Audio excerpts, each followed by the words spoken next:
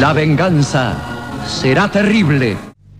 Vamos a hablar, hablando de adoraciones, del rey San Luis. Ya hemos hablado algunas veces de él. San Luis fue el Luis IX de Francia. Era hijo de Luis VIII. Me dirán, ¿qué novedad? Bueno, no necesariamente los reyes van en ese orden. Y no siempre los reyes son hijos del rey anterior, ni siquiera eso. A veces son nietos del rey anterior, o hermanos, o lo que fuera. En este caso era hijo de Luis VIII, y era hijo también de Blanca de Castilla, que fue ciertamente la mujer más hermosa de su época, pero todo lo que tenía de hermosa lo tenía también de recatada, o en todo caso exhibía un aparente recato, que es lo más molesto. Y por cierto era una madre muy severa. Lo casó joven al hijo, a Luis, probablemente para sustraerlo de ciertos placeres a los que el muchacho parecía haberse aficionado mucho. Y entonces hizo elegir por un fraile a la mujer, buscándola no muy linda, y sí devota y discreta. Mandó un fraile por todas las cortes de Europa para que buscara una mujer devota, discreta y no muy linda, para que el hijo no perdiera demasiado tiempo en la contemplación, en el disfrute de la belleza, en fin. Pero parece que le engañaron, porque eligieron a Margarita de Provenza, que era hermosísima, hermosísima. Cuando Blanca la vio ya era demasiado tarde. Y se casaron el 12 de mayo de 1234, Luis y Margarita. La fiesta fue aburridísima, porque la reina madre Blanca no toleraba a los trovadores audaces, ni la demasiada diversión, y ahí donde la fiesta parecía ponerse interesante, aparecía este pelmazo de Blanca de Castilla a jorobar: sepárense que están bailando muy juntos, etcétera. Al final del banquete, Margarita de Provenza fue conducida a sus habitaciones. Se acostó tranquilamente y empezó a esperar la llegada de Luis, que ya era rey, ya era Luis IX. Bueno, qué sé yo, pasaron 2 horas, el tipo no aparecía. Son demasiadas horas. Entonces mandó a una de las damas de compañía a ver qué pasaba. Y le dijeron: mire, el Reinaldo está rezando en la capilla. Al amanecer el rey todavía no había caído. Entonces Margarita se durmió llorando. Al otro día, igual, che. Por fin, a la 4ª noche, Luis recibió de su madre el permiso para cumplir con sus deberes. A la 4ª noche. Y parece que Blanca de Castilla le dijo: id y pensad en vuestra descendencia. Nada de gastar pólvora en chimango. Sí.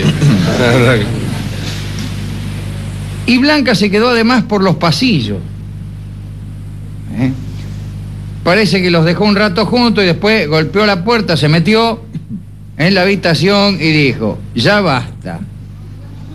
Luis, levantaos. Y lo mandó a dormir a otra pieza. La vieja. Cuando volvieron a París, esto ocurrió en Sens, creo, Luis y Margarita vivieron bajo la constante vigilancia de Blanca. La reina madre estaba celosa o algo así, los perseguía. Vivían en el Palacio del Louvre. No era un buen lugar para buscar privacidad. De todas maneras, parece que Luis tenía un perro adiestrado que cuando venía la vieja ladraba. Después anduvieron en un hotelito en Pontoise y Luis tenía entrenados a los guardias que avisaban con unos golpes cuando venía la reina madre, ¿no? Y claro, como nunca lo sorprendía, Blanca pensó que ya había menguado el ardor de los dos esposos. Pero un día los encontró ahí en en plena acción. Y obligó a Luis a rezar una oración mientras cumplía sus funciones maritales. El tipo estaba ahí, dele que dele mientras rezaba. Por ahí le servía de algo. En otro orden de cosas, Blanca trataba de impedir que Margarita se interesara por ninguna cuestión política, porque ella dominaba el consejo ministerial, etc. Y ya aburrido, Luis, de la persecución de la vieja, y pues devoto como era, empezó a pensar en partir a las cruzadas. Estamos en el año 1240, mucha gente iba a Palestina a luchar, y se le ocurrió que podía ir con su esposa para librarse de ese modo de la vigilancia de esta vieja de porquería que ya me tiene podrido a mí. Imagínense cómo lo tendría el pobre Luis. Podía irse porque Francia era próspera, había habido buenas cosechas y Luis hasta pudo darse el lujo de bajar los impuestos. Pero en ese momento, después de unas revueltas de los varones que no viene al caso mencionar, el rey se enferma. Un día, Luis fulero. Y muy fulero se pone, tanto es así que los reyes no, los médicos, le quitan toda esperanza. Luis ha sido desahuciado. Cumpliendo su voluntad, lo pusieron en un lecho de cenizas y se pusieron a esperar a que reventara, redondamente. Lecho de ceniza, a ver si se muere este. Y ella en un momento lo dieron por muerto. Así ya habrá muerto. Lo taparon con un manto, prendieron unas velas, empezaron a cantar unas canciones, qué sé yo, y en una de esas, el manto se movió. Luis estaba vivito y coleando. Y se curó. Se curó. Y después hizo declaraciones, dijo: en el momento en que creí morir, hice una promesa. Y la promesa es esta. Prometí que si me curaba, iba a ir a la cruzada. Todos, ¿cómo va a ir a la cruzada? Qué sé yo, especialmente la madre, Blanca. ¿Qué vas a ir, nene, a la cruzada? No vayas. Pero Luis se emperró y resolvió ir a las cruzadas. Entregó a Blanca la regencia y en junio de 1248 salió de París con su mujer.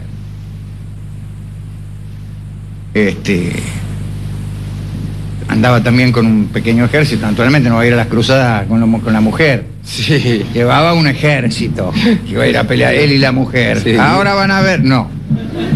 Llevaron un ejército de caballeros. Pero claro, en el viaje, imagínense, al fin solos, ¿no? En cada pueblucho donde se detenían, empezaban a disfrutar de la ausencia de Blanca de Castilla, que ya no los perseguía. Y lo hicieron con tanta prolijidad y tanto esmero que antes de llegar a Aguas Muertas, que era el puerto en que debían embarcar, Margarita estaba embarazada. Así que calcule usted. Luis le preguntó si no prefería quedarse en Francia, pero la mina dije: no, yo quiero estar con vos, Luis. Bueno, salieron con 50 barcos. Desembarcaron con esa fuerza en Chipre. Y ahí estuvieron 6 meses. Como un viaje de novio fue. 6 meses en Chipre ahí. ¿Para qué te voy a contar? Conquistaron después Damieta, ya en el África, en la desembocadura del Nilo. Luis, todavía medio compadrón, le dijo a la mujer: os regalo Damieta, una pequeña ciudad, ¿no? Aquí me darás un hijo. Y empezaron ahí, vio cómo es uno cuando conquista Damieta. Empieza la inactividad de las tropas, mucha relajación, mucha fiesta, mucho bochinche. Un día los atacaron los sarracenos en Mansura y les ganaron. Vinieron los sarracenos y nos molieron a palos. Que Dios ayuda a los malos cuando son más que los buenos. Parece que los sarracenos habían usado un arma desconocida, que era el fuego griego. Había sido inventado, me parece a mí, en Constantinopla, el fuego griego. Una especie de mezcla mezcla de azufre y betún que tiraban con un caño. Hacía ruido, no era como un cañón que tiraba balas, pero hacía ruido, atravesaba el cielo con llamas, y esto provocaba terror. Además, parece que hubo tantos muertos en aquella batalla que ya los cruzados empezaron a enfermarse por comer peces que comían cadáveres. Los peces comían cadáveres y la ingestión de esos peces provocaba en los hombres enfermedades. El rey Luis también se enfermó. Volvieron a atacar los infieles y los cruzados se rindieron, pero del todo, en la batalla de Quercy. Y San Luis fue prisionero. El rey Luis IX de Francia fue prisionero. Mientras tanto, en Damietta, Margarita soportaba su embarazo y 2 meses más tarde, la ciudad de Damietta fue cambiada por la libertad del rey Luis, que como se ha dicho estaba prisionero. Bueno, ahí se juntó con la mujer. ¿Qué le va a decir la mujer? Volvamos, después de todos estos líos.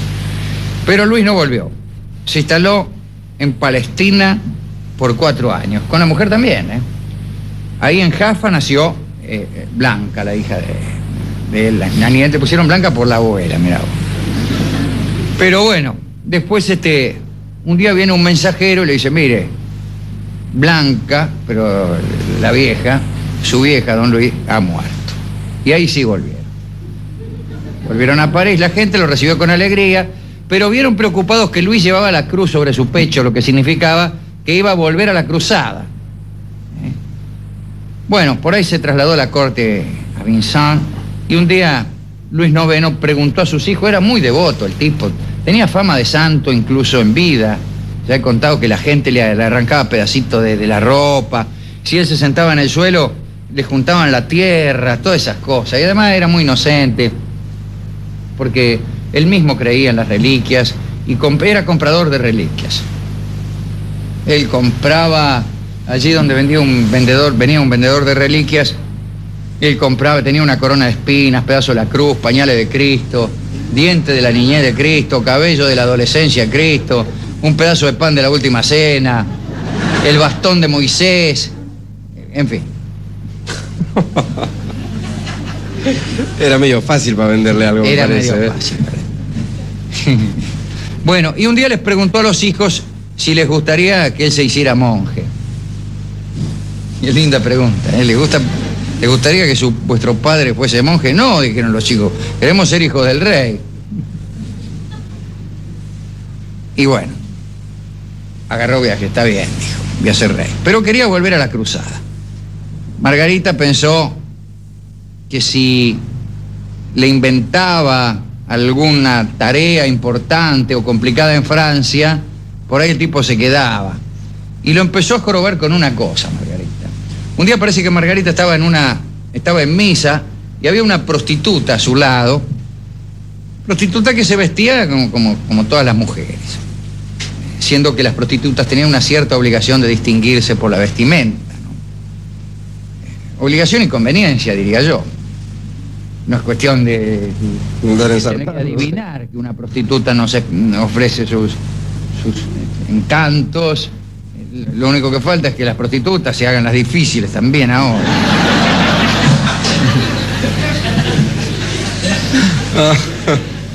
Bueno, pero en todo caso, parece que Margarita confundió a esta mujer con lo que ellos llamaban una mujer honesta, le dio el beso de la paz, y después cuando descubrió que era una prostituta, se escandalizó. Mirá vos, ¿no? Sí, tal luego.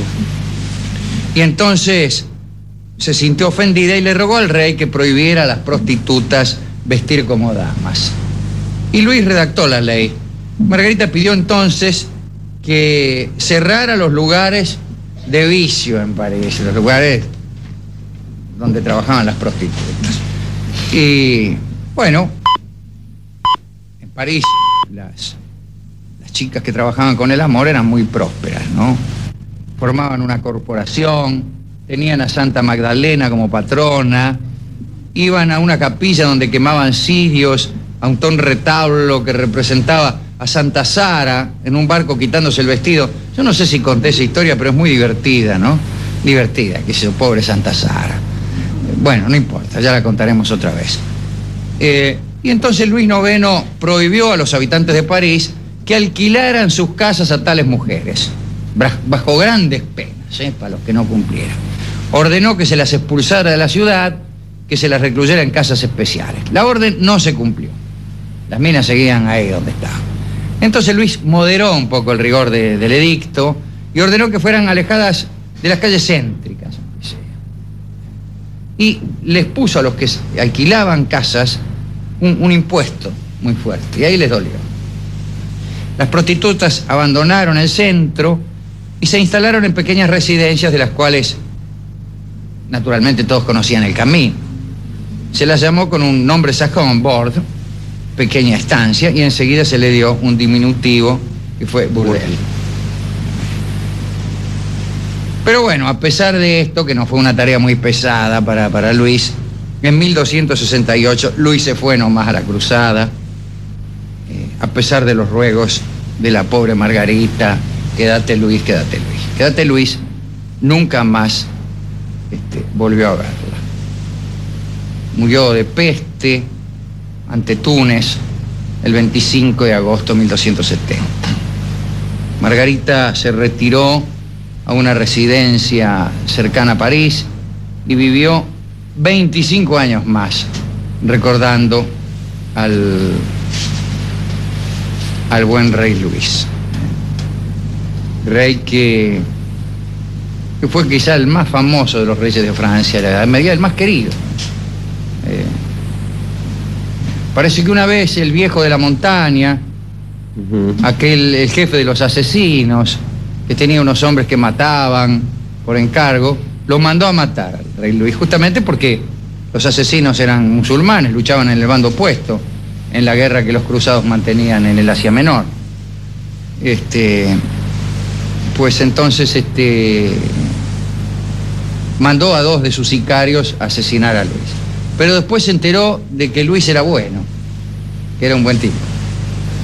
Y entonces mandó, incluso creo que a matar a los sicarios anteriores para asegurarse de que no cumpliesen la orden. Pero eso se dice, ¿no? Vaya a saber si existió el viejo de la montaña, no lo sé. Esta es la historia del rey Luis, de San Luis, que después fue santificado. No era San Luis cuando vivía, nadie es santo cuando vive. Se nombran santo cuando vaya. La canonización es posterior a la muerte. Es posterior, lo cual está mal, porque uno puede disfrutar ser santo. ¿Sí? Digo yo, qué sé yo, no es un disfrute que esté a mi alcance de cualquier manera. Paso. No es que no lo quiera, es que no. Bueno, vamos a dedicar esta charla naturalmente al rey Luis IX de Francia, también a su mujer Margarita de Francia, que lo quiso mucho y lo amó mucho, pero no a la vieja, a Blanca de Castilla, con una gran 7, una mujer que había sido tan bella, y ahí poniéndose a... Sí, tan bella y tan represora, ¿no? Claro, qué cosa seria. Bueno, usted tendría que haberla conocido para establecer cuáles fueron las razones de esta actitud represora. Claro. Porque aquí hay algo raro, discúlpeme que se lo diga. Ajá. ¿Usted qué dice? ¿Algún problema con el Edipo no resuelto? Algo así, un Edipo no resuelto, y cobrate y dame el vuelto. Bueno.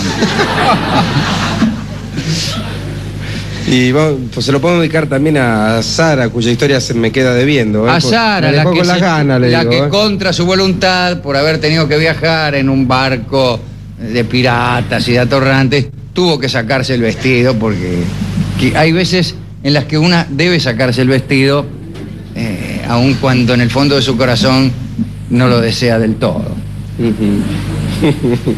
Y a mí me gustan las mujeres. También dedico esta charla a todas las mujeres que saben sacarse el vestido en el momento oportuno. Para decirlo mejor, aquellas mujeres que no mantienen puesto el vestido más allá de lo estrictamente necesario.